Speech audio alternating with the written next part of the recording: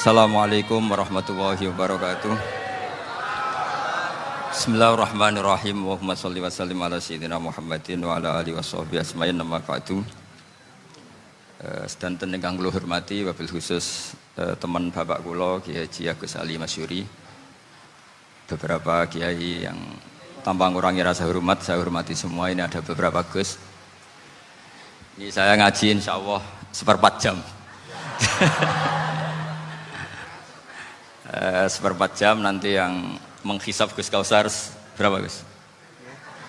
10 menit. 10 menit. Begini, sebetulnya saya membela semua umat Islam itu ahlul jannah. Karena saya ini ibarat marketing. Kalau orang Kristiani itu kan setiap orang mati sudah tenang bersama Bapak di surga. Jadi kampanye itu menarik sekali. Sementara kita sudah kiai, sudah imam masjid, sudah ulama, masih saja dikhawatirkan su'ul khotimah. Ini kalau kampanye ini tidak imbang, ini nanti saya takut kalah. Makanya saya bilang pokoknya semua orang mukmin itu ahlul jannah. Karena memang asli hadisnya seperti itu, man qala la ilaha illallah dakhalal jannah. Bahwa kemudian ada beberapa kiai yang mungkin wataknya itu pesimis, kemudian bikin sekian aturan-aturan yang sebetulnya itu cerminan dari pesimisnya, terus akan-akan masuk surga itu susahnya bukan main. Nah itu saya tidak setuju karena tadi pasti kalah dengan kampanye sebelah yang setiap orang mati dibilang sudah tenang bersama Bapak apa? Di surga. Jadi ini penting. Terus kedua saya bilang agama ini sudah begitu baik.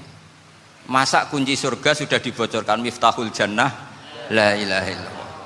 Masa sudah pegang kuncinya nggak jadi masuk surga, itu kan aneh. Ya sudah masuk saja, tapi tidak usah minta bantuan saya, masuk aja, kan sudah pegang kuncinya. Terus ketiga, kenangan terburuk saya ketika jadi kiai itu gini, saya ada beberapa guru SD datang ke saya. Ini agak-agak masalah besar.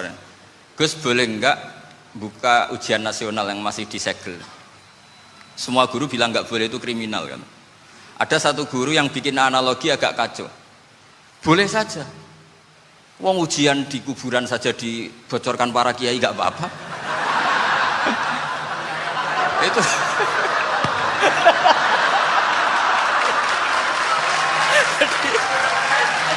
Tapi ini kriminal ya.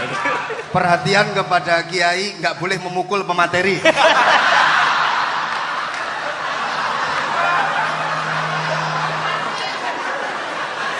Jadi tentu itu analogi yang salah kan. Marrobuka kan, Tuhan kamu siapa, Nabi kamu. Tuhan kamu siapa, Nabi kamu siapa, imam kamu siapa. Ini kan sudah dibocorkan oleh para kiai. Artinya apa? Nak raiso jawab kebablasan gitu. Terus guru ini berpikir kalau ujian akhirat sekrusial itu saja bisa dibocorkan, kenapa ujian nasional tidak boleh? Tentu ini kias yang salah, saya tidak ngajari seperti itu. Tapi saya ngajari ke kalian betapa mudahnya masuk surga. Kunci jawaban sudah dikasih, kunci pintu masuk sudah dikasih. Kok sampai tidak masuk, ini kebablasan. Paling salah gurunya. Jadi ini kenapa saya sering cerita orang mukmin semuanya itu min ahlil jannah. Itu saya jamin.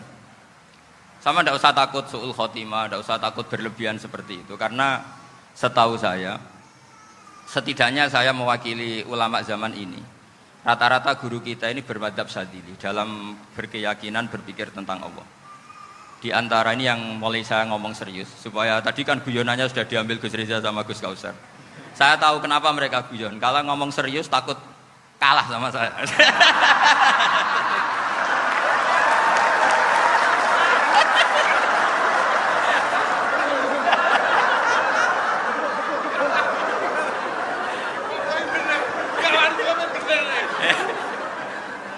Karena saya ini sudah terkenal pemikir serius, jadi artinya itu satu kepintaran mengalihkan, ya, oh ya, sudah itu satu kecerdasan. Tidak hanya ngalim tapi betul cerdas. Betul cerdas. Jadi itu bukti beliau-beliau ini cerdas itu. Saya berpikir begini, ini madzhab Syadzili. Kita semua tentu Syadzili karena kita semua ngaji kitab hikam. Kita tahu kitab hikam itu muridnya Abul Abbas Al-Mursi. Abul Abbas Al-Mursi muridnya Syekh Abil Hasan apa? Asy-Syadzili. Saya masih ingat betul makalah itu dan saya ulang-ulang. Setiap saya ngajar di sarang saya ajarkan itu. Kilali kata Abdul Hasan As-Sadili, saya pernah dapat hatif, dapat semacam ilham. Apa makna min syarril waswasil khannas? Itu kata beliau dijawab oleh hatif itu. Hatif itu nggak perlu diterjemah tadi ada karena tadi diajarin itu. Apa yang dihidupkan itu nggak perlu dijelaskan. kata hatif tadi, waswasun yadkhulu bainaka wa baina habibika. Yunsika altofahu alhasanah wa yudzakiruka af'alaka asyi'ah wa yukassiru indaka dzatas shimal wa yuqallilu indaka dzatal yamin liya'dila bika an husni dzanni billah ila su'idzanni billah. Jadi yang dikatakan waswas adalah kamu digiring untuk hanya ingat sisi-sisi kamu yang negatif, dilupakan bahwa Anda punya sisi-sisi yang positif. Misalnya seperti ini, mungkin secara fikih tadi banser-banser tegas, wah ini masalah lelaki perempuan dipisahkan gini-gini. Tapi kenapa Ghazali bilang ya sudah gini gak apa-apa. Sebetulnya ada rukhsah itu karena ini di depan umum. Yang paling pantangan Nabi itu la yakhluwanna rajulun bimra'atin. Ini ada yang menjaminnya gitu. Malah khawatir saya di sini dipisah tapi setelah berduaan nggak bisa. Jadi toleransinya karena ini di depan umum. Itu masih ada toleransinya. La yakhluwanna rajulun bimra'atin. Begitu juga ketika kita dosa, misalnya kita dosa. Orang Islam setiap dosa itu pasti ingat salahnya, kemudian istighfar. Dan ketika satu kebaikan dibandingkan keburukan, itu kata semua ulama, karena sayyi'ah itu bernilai 1, kebaikan bernilai apa? 10. Itu masih surplus berapa? 9. Jadi itu cara berpikir Abdul Hasan As-Sadili. Kenapa kamu harus berpikir positif tentang Tuhan? Sekali berpikir tentang negatif, itu bahaya betul. Misalnya begini, kamu berpikir, tak rewangi, jadi kiai, sujud, rukuk, ternyata aku tetap lebu neraka, gunane apa? Itu menurut saya kan gak punya akal. Sujud itu satu kelaziman menghamba kepada Allah. Normalnya seorang hamba itu ya sujud. Kemudian gara-gara kamu ingin masuk surga, terus logika kamu dibalik, gunanya apa saya sujud? Ternyata saya masuk neraka. Itu pertanyaan yang benar-benar bodoh dan itu menjadikan Allah benci. Logikanya dibalik begini. Ini saya ngomong serius karena ini bentuk kemenangan saya ini bentuk kemenangan saya. Saya berkali-kali ngomong di kota pelajar di Jogja karena banyak pengujinya juga. Bukan sekedar pendamping tapi penguji. Banyak yang profesor, bukan sekedar doktor, banyak yang profesor. Jadi biar ini dok.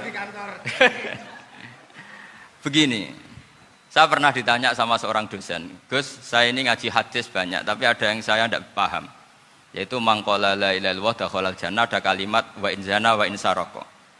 Meskipun pernah zina, pernah maling. Ini kan seakan-akan mentoleransi perzinaan dan pemalingan. Terus saya bilang, oh makna hadis itu seperti ini. Jadi kebenaran absolut, kebenaran yang mutlak itu tidak akan terganggu oleh status perilaku seseorang. Saya berkali-kali memberi contoh. Orang yang ditangkap KPK akan bilang 1 tambah 1 2. KPK-nya juga bilang 2. Rivalitas dalam politik, Pak Prabowo ya bilang 2, Pak Jokowi juga bilang 2. Orang yang zaniyah, yang lonte pun akan bilang 2. Muftinya juga bilang 2. Ketua MUI-nya juga bilang 2. Artinya gini. Kebenaran yang absolut adalah kebenaran yang siapapun akan meyakini seperti itu. Seperti 1 ditambah 1, 2. Kamu punya musuh bilang 2. Kalau ibu-ibu ini punya maru, ya marunya bilang 2 tadi tambah mama. Enggak tahu saya terjemahnya apa tadi. Nah, kebenaran yang absolut itu kebenaran yang siapapun pasti mengakui. Dan uniknya begini, saya pernah ngaji acara himmah, acara pondok sarang di Demak. Kalau kamu bilang 1 ditambah 1 menjadi 2, untuk mengatakan 2 itu kamu butuh hadiah enggak? Mereka semua jawab enggak. Kita semua enjoy saja mengatakan tembok itu putih. Kenapa? Karena memang putih. Kita mengatakan 1 tambah 1 2 karena memang kita tanpa presentasi dapat hadiah, dapat penghormatan. Kenapa untuk mengatakan Allah itu Tuhan kita butuh surga? Memangnya kalau tidak ada surga Allah tidak jadi Tuhan? Ini problem orang soleh-soleh yang terlalu pesimis. Makanya nanti orang-orang soleh itu masuk surganya berat. Tapi kalau orang alim lebih gampang kira-kira seperti itu. Iya, karena kan imannya lebih bagus. Dalam hadis qudsi, Allah ini yang dibuli orang-orang soleh. Laulam akhluk jannatan wala naron alam akun ahlan an uto'ah. Dalam hadis qudsi itu. Kalau saja saya tidak menciptakan surga dan neraka, apa saya tidak jadi Tuhan yang perlu ditaati? Apa kalau kamu tidak saya kasih uang 1 juta terus bilang 1 tambah 1 11? Enggak kan? Tetap bilang berapa? 2. Kalau kebenaran absolut yang 1 tambah 1 kamu bilang 2 meskipun tanpa mendapat hadiah. Kenapa untuk bilang Allah Tuhan kamu butuh hadiah surga? Itu kan secara ikhlas belas. Makanya saya terus mengajarkan ikhlas. Ikhlas itu bisa dilatih dengan akal, dengan pikiran, bil ilmi lah. Harus dilatih. Nah di sini ini momen atau makna yang mestinya harus difahami wa inzana bahwa kalimat ini sah meskipun dilafatkan seorang yang pernah zina. Sama seperti 1 tambah 1 2 sah, diucapkan siapa saja sah. Dan siapapun akan mengucapkan itu secara ikhlas. Ini penting saya utarakan. Sehingga setelah ada firqah-firqah takfiri yang mengatakan orang megang keris itu syirik, ke kuburan syirik, ini syirik. Itu salah besar. Salahnya adalah tadi kalimat-kalimat atau kebenaran-kebenaran absolut ini sudah jadi sibghatullah man ahsanu minallahi sibghah. Kalimat ini begitu absolut di hatinya orang mukmin. Sehingga ketika terganggu oleh hal-hal yang adat istiadat kayak pegang keris, kayak apa, ini tidak mengganggu. Tetap kualitas iman ini di atas keyakinan adat membawa apa keris. Kalau orang membawa keris menjadi syirik karena percaya sama makhluk. Orang misalnya kejawen kalau nggak bawa keris nggak nyaman. Orang kota itu kalau nggak bawa ATM juga nggak nyaman. Itu tidak dihukumi syirik. Kamu pergi lupa bawa HP nyaman enggak? Enggak, kenapa tidak dihukumi syirik?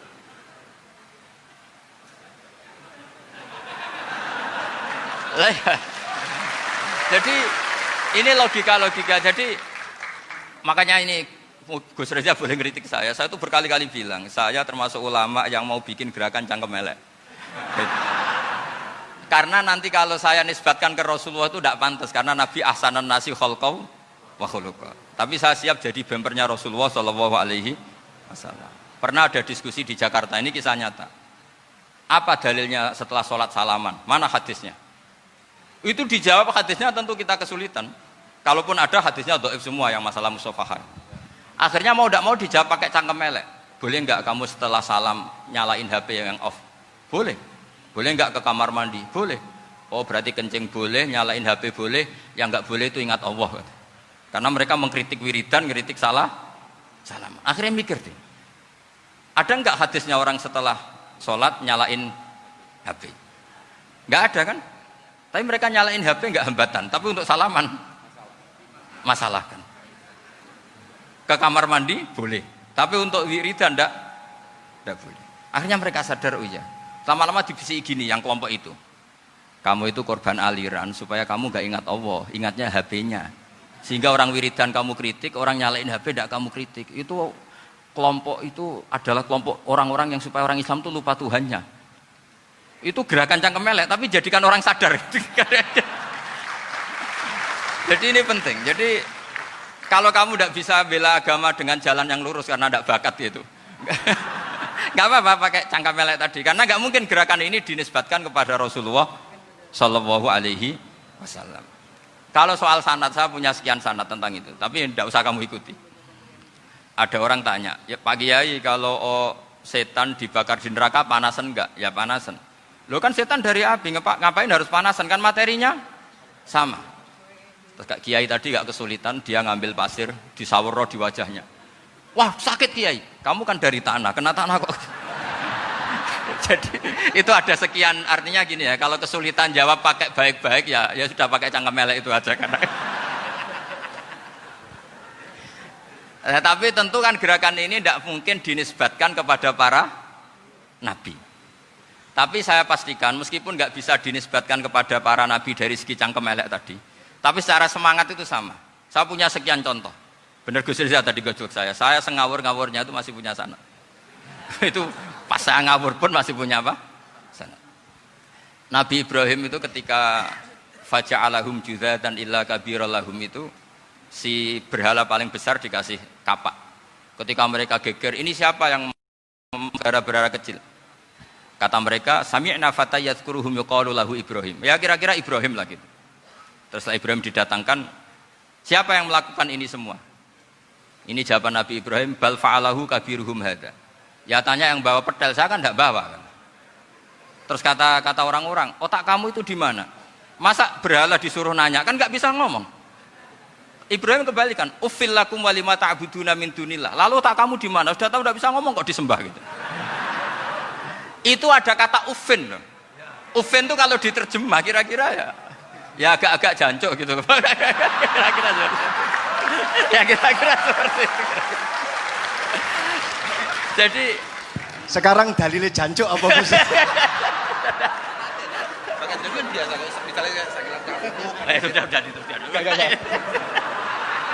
Gimana? Jancuk itu dari su, tinggalkanlah suan perkara sing elek. Krono ilate wong Surabaya kakean rawon, akhirnya ngomongnya jancuk.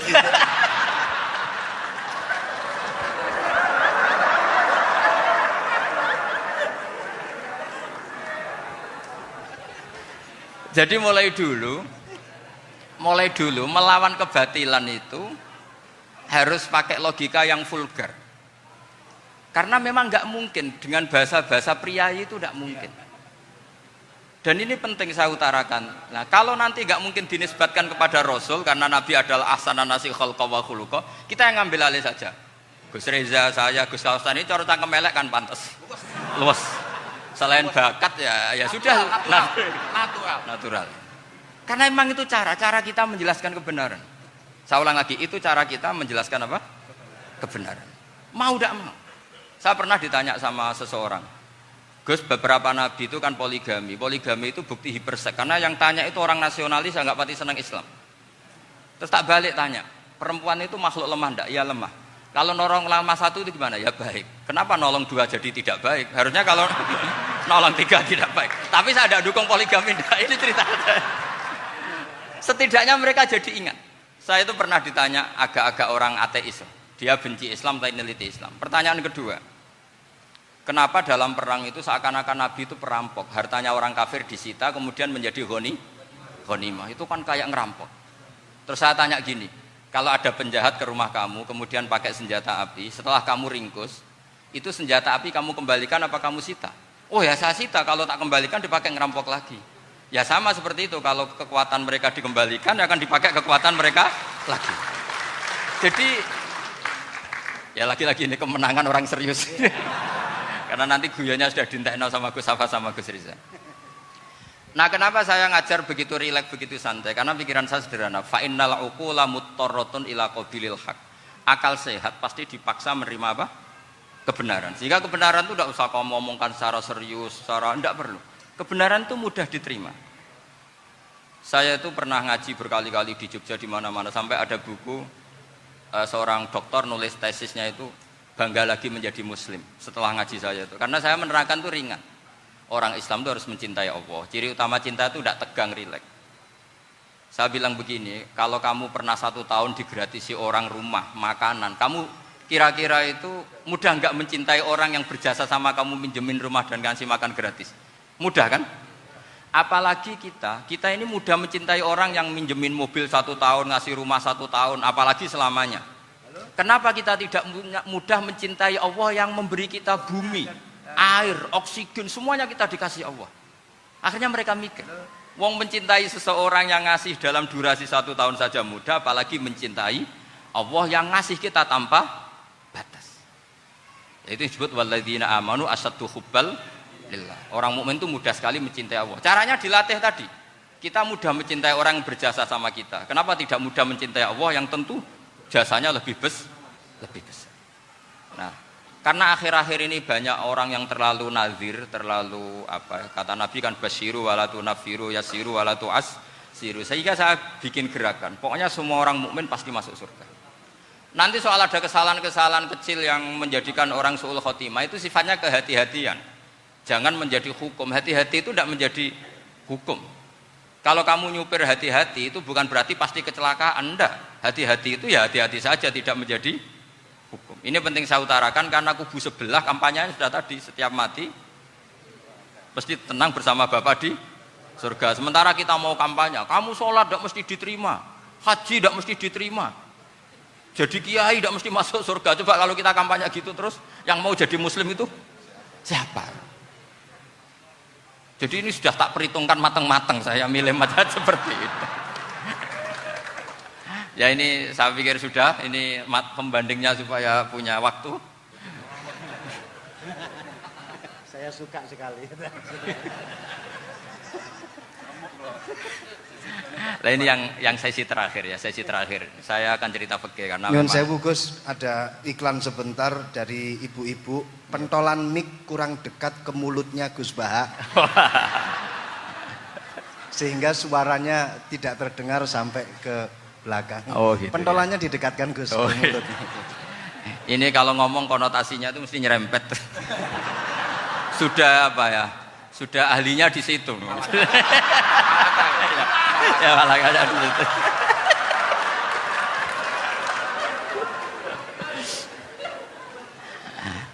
Dalam sesi terakhir saya cerita pentingnya pembanding. Imam Rafi'i itu yang ngarang kitab Muharrar.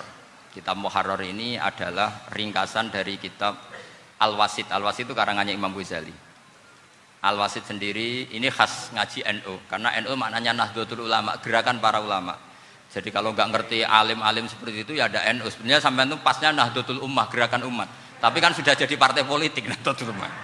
Karena yang katakan NU itu Nahdlatul Ulama, gerakannya para ulama. Imam Rafi'i itu berpendapat sujud itu cukup pakai baduk, pakai jidat. Itu dalam kitab Muharrar. Wal asoh anna sujud yasihu mau cukup biwatil jabhah. Ketika Imam Nawawi mentasih kitab Muharrar namanya Minhajut Thalibin, itu mengkritik Imam Rafi'i. Kata beliau, sujud itu untuk sah harus melibatkan 7 anggota. Karena berdasar hadis umirtu an asjuda ala sabati a'zumin, yaitu al jabhah wal yaden warubaten wal kodamen, yaitu jabhah 2 tangan, 2 lutut dan 2 kodamen. Akhirnya saya ngecek di kitab asli. Imam Rafi'i termasuk Ashabut Tarjih dan Imam Nawawi. 2 orang ini khilaf. Kan nggak mungkin kita sebagai mushahihnya, karena yang khilaf ini 2 ulama besar, satu Imam Rafi'i, satu Imam siapa? Nawawi. Kita tidak bisa hanya ngikuti Fathul Mu'in yang mengatakan idzakhtalafan Nawawi war Rafi'u qudiman Nawawi, tidak bisa, karena Imam Nawawi ini sering nginduk sama kitabnya Imam Rafi'i karena senior Imam Rafi'i. Setelah saya cek di kitab kitab asli Mamba ya, satu sumbernya semua mazhab apa? Syafi'i. Ternyata Imam Syafi'i nak ngedikan hanya begini. Wa uhibbu, saya suka setiap orang Islam sujud itu melibatkan 7 anggota karena itu aman, pasti sah. Tapi wayah tamilu, kata beliau, tapi mungkin saja sujud hanya watul jabah itu sah. Kenapa kata Imam Syafi'i? Liqaulihi sallallahu alaihi wasallam atau li du'aihi apa sallallahu alaihi wasallam fi sujud sajadalaka wajhi wa sam'i wa basari. Nabi ketika sujud itu hanya berdoa, ya Allah sujud kepada engkau wajhi wa sam'i wa basari. Nabi tidak menyebut wayadi wa rubati wa qadami. Sehingga saya berkali-kali benar kata Gus, saya ini pembela umat sing sujute 7 anggota ya tak lem, pantes dadi Rais Suriah. Itu. Yang sujute bathuk tok ya tetap sah ngikuti mazhabnya Imam Rafi'i. Meskipun itu tidak saya anjurkan. Tentu tidak saya anjurkan. Alasannya Imam Syafi'i tadi, Rasulullah pernah berdoa dengan kata-kata sajadalaka wajhi, bukan diteruskan wayadi warubati wakoda. Sehingga fal khilaf huna bakin ala khiddati kalau dalam bahasa fikih. Khilaf biar tetap sesuai aturan khilaf masing-masing. Enggak perlu kamu menggugurkan pendapat Rafi'i yang mengesahkan sujud hanya pakai jabah. Ini penting karena tadi seperti saya katakan, yang sujud anggota pitu ya masuk swarga mergo pintere, sing nganggo bathuk tok yang mlebu swarga mergo gobloke tadi, karena aksaru ahlil jannah al-bulhu. Nah, ini madzhab saya. Jadi saya itu ingin umat Islam itu baik-baik saja. Iya betul, madzhabin jenengan. Ya. Karena tidak mungkin lah kita tidak bela Islam di zaman akhir, tidak mungkin, karena di kubu sebelah kampanyenya sudah seperti itu. Kalau kita ngomong ikhtiyat, kiai ra mesti mlebu swarga, sing salat ngethuk ra mesti husnul khotimah, wah akan jadi repot. Saya ini pengagum teori ikhlas, dilatih bil ilmi, saya ulang lagi, dilatih bil ilmi. Saya ini malunya tadi saya mengatakan 1 tambah 1 2, itu meskipun tidak ada yang memberi hadiah tetap saya katakan 2.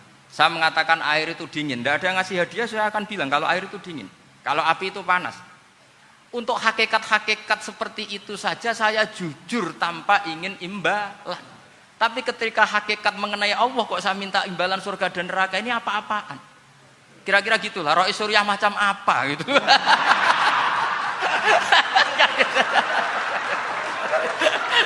Ya saya kira demikian. Assalamualaikum warahmatullahi wabarakatuh. Waalaikumsalam warahmatullahi wabarakatuh. Alhamdulillah. Baru kali ini ada seminar yang dikritik terus sama pemateri itu pendampingnya. Mestinya pembandingnya. Tapi luar biasa para milenial semuanya, Masya Allah, terlihat wajah-wajah surga di majelis ini. Walaupun toh yang hadir tidak semuanya milenial, ada post milenial juga di sini. Ada yang Gus dan juga ada yang Kiai. Kalau Gus biasanya kan masih bisa tolah-toleh, kalau Kiai harus fokus. Tapi yang paling fleksibel di PWNU Jawa Timur, yang paling enak itu adalah beliau, Kiai Haji Agus Ali Mazhuri. Enake pripun? Dadi kiai ya iso, dadi Gus ya iso. Itu posisinya paling enak di antara pengurus-pengurus yang lain. Tepuk tangan untuk beliau, enggak apa-apa. Langsung saya buka pertanyaan. Yang ditanya 2 orang, jangan pendampingnya. Yang ditanya 2 orang. Kalau enggak Gus Baha, Gus Kausar. Saya hitung sampai 10, enggak ada pertanyaan, kita tutup dengan doa. 1, 10. Ada yang 2 mawon nggih, pertanyaannya 2. 1, monggo. Yang perempuan, saya ingin yang perempuan, monggo. Sudah 2. Silakan.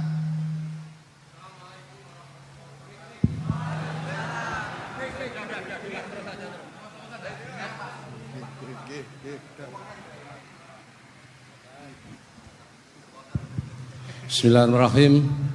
Assalamualaikum warahmatullahi wabarakatuh.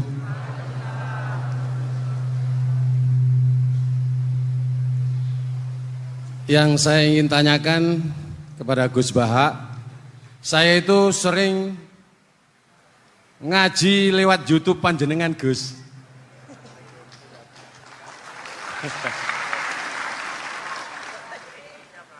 Insya Allah ilmu saya tambah walaupun tidak banyak. Yang saya tanyakan, nopo ilmu kula niki barokah? Yang pertama, karena saya ngaji lewat YouTube panjenengan, saya tidak izin. Untuk itu hari ini saya izin panjenengan. Mudah-mudahan ilmu ingkang saya dapat dari panjenengan niku saged barokah. Niku Gus. Terima kasih. Wassalamualaikum warahmatullahi wabarakatuh. Waalaikumsalam warahmatullahi wabarakatuh. Langsung mawon Gus nggih, yang satunya dulu. Siapa aja? Oh gitu. Monggo Gus. Itu tetap barokah dan kebaikan itu mah enggak perlu minta izin. Kalau kebaikan minta izin jadi repot. Jadi kalau dalam kitab fikih disebut iktifaan bil idzni syar'i, karena syara akan selalu memberi izin sama kebaikan. Itu udah hanya masalah YouTube sampean. Tadi melihat wajah Gus Ali ibadah, pamit dulu. Nanti kalau ada orang alim lewat mau lihat juga pamit dulu. Lama-lama mau baca sholawat, ya Rasulullah pamit dulu mau baca sholawat. Jadi semua kebaikan itu cukup iktifaan bil idzni syar'i. Ya jelas ini ya. Oke, terima kasih. Jangan lupa pulsane tuku dhewe lek ndelok YouTube. Wifi-nya juga jangan nyolong. Harus passwordnya izin kepada yang punya wifi. Baru nanti 100% barokah. Mbak yang belakang bisa berdiri. Yang mau tanya tadi. Ya, silakan. Bismillahirrahmanirrahim. Assalamualaikum warahmatullahi wabarakatuh. Mohon izin Yai Gus, saya di sini mau tanya, selain sebagai pelajar santri, saya juga sebagai seorang mahasiswi di salah satu universitas di Surabaya. Yang saya tanyakan sebagai pemuda milenial, kita semua tahu bagaimana keadaan demokrasi negara Indonesia saat ini. Yang saya tanyakan, bentuk dari hubul waton minal iman. Hubul waton di sini, bolehkah saya sebagai seorang mahasiswi menyuarakan pendapat saya, berjuang bentuk ijtihad demi keadilan berupa demonstrasi?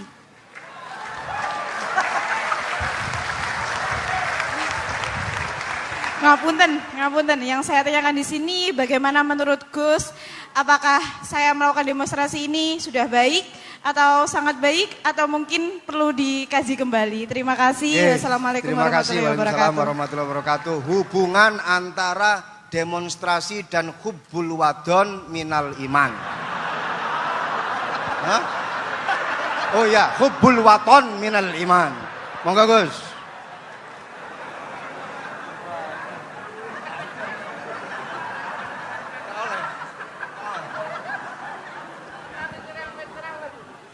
Ini benar-benar ahli. Begini kan, demonstrasi itu kan makna pokoknya itu kan apa? Memperlihatkan. Makanya demonstrasi kekuatan maknanya ya show ya, memperlihatkan satu apa? Kekuatan. Sehingga kalau dalam Islam itu ya fleksibel, asal itu tidak merugikan orang lain, tidak anarkis, tidak mandorot bagi kelompok lain tentu boleh. Bahkan kalau tidak apa? Menyuarakan suara kita tentu dengan cara-cara yang tetap islami ya, itu malah kita disalahkan karena berarti tidak ikut bertanggung jawab terhadap proses bernegara, tapi tentu disuarakan secara konstitusional dan secara baik. Kemarin pas demo di Jogja yang ramai itu masalah rancangan KUHP itu, rektor UI juga ketemu saya, pamit Gus mau demo aja ya, tapi yang baik dan sopan karena begini ya, di Quran itu ada ayat walau la daf'uhin nasa ba'dahum bi ba'dil fasadatil ard. Jadi kekuatan manapun itu harus dikontrol. Tentu kontrol itu macam-macam. Tapi tentu saya ulang lagi, jangan anarkis, jangan melakukan sesuatu yang kontraproduktif. Jadi menurut saya pernah ditanya, Gus kalau pemerintah itu didukung 90% rakyatnya bagus enggak? Ya bagus, berarti presidennya hebat, didukung mayoritas rakyat. Kalau hanya 55 ya bagus. Presidennya biar tahu, biar hati-hati karena dipilih separuh lebih sedikit gitu. Lah kok bagus semua? Ya emang harapan kita sama Allah semuanya baik semua kata saya gitu. Jadi susahnya apa sih kita melihat sesuatu itu, asal agama ini kan gampang, asal tidak maksiat itu baik. Asal tidak maksiat itu baik. Ma khuyyira Rasulullah baina amrayni lakhtara aisarahuma malam yakun isman. Jadi demo itu bukan, nah kalau demo yang diharamkan sebagian fatwanya ulama tentu yang maknanya yang anarkis. Kalau yang dihalalkan tentu maknanya yang tertib. Itu biasa dalam hukum fikih. Rasulullah ngendikan A, mahmalnya seperti ini. Rasulullah ngendikan B, mahmalnya seperti ini. Karena kadang ngendikanin Nabi cara zahir itu berlawanan. Misalnya Nabi ditanya, amal paling baik apa ya Rasulullah? Nyaur utang gitu. Karena biasa yang ngemplang mungkin yang tanya itu tukang. Tapi kadang Nabi jawab birrul walidain. Kadang jawab as-sholat li awwali waktiha. Karena penanyanya ini beda. Gimana? Takut enggak tahu sholat. Ya, takut ora tahu sholat kata beliau. Kan gitu. Jadi ini penting saya utarakan karena zaman Nabi itu ya biasa Nabi misalnya ngendikan sesuatu itu. Terus ada juga sahabat yang memperlihatkan pendapatnya. Tapi tidak niat bantah.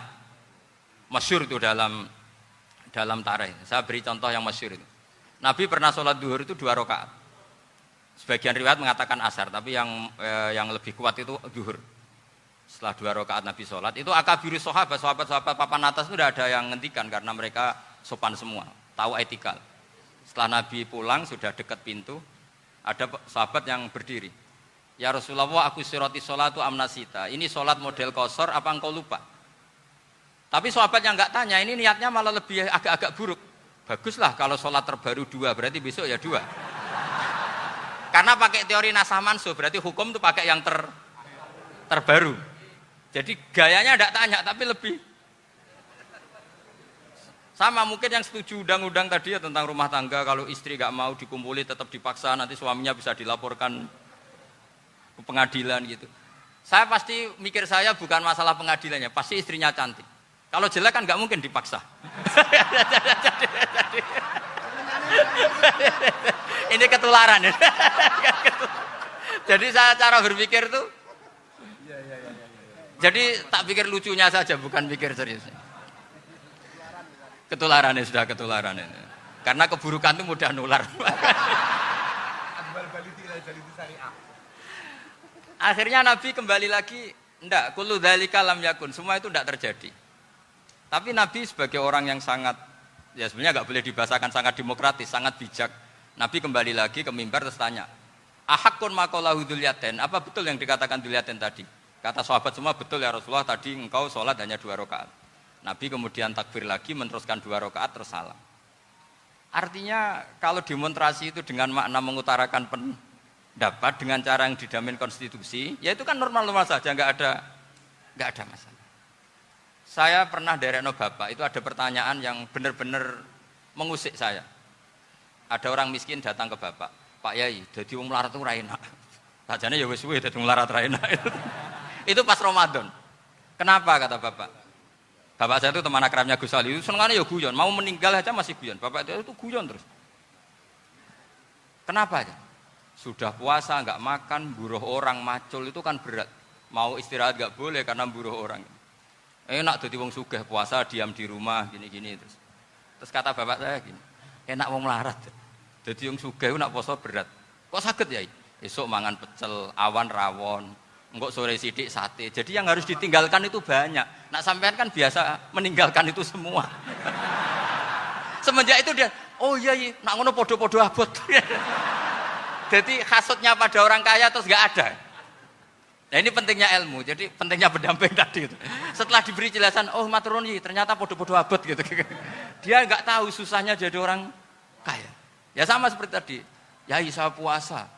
Kerja gini-gini bojo sitok elek terus dari yang bojone 4 cantik semua abot aku. Karena harus ninggalkan 4 yang cantik tadi yang bisa menghidupkan tadi itu.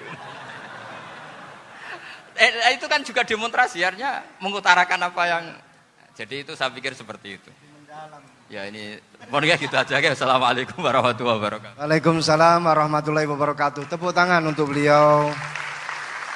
Kita doakan semoga beliau sehat walafiat, panjang umur, jembar rezeki.